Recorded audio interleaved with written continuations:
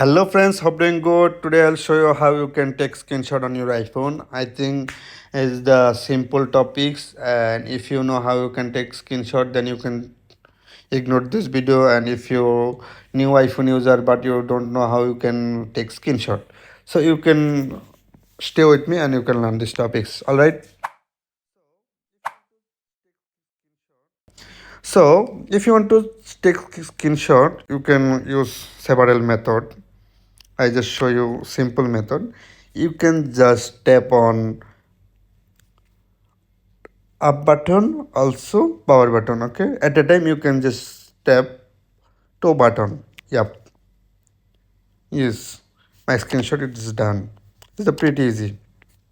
And if you want to like this, take this screenshot, then you can do according to my guidelines. And thanks for the watching. Bye bye.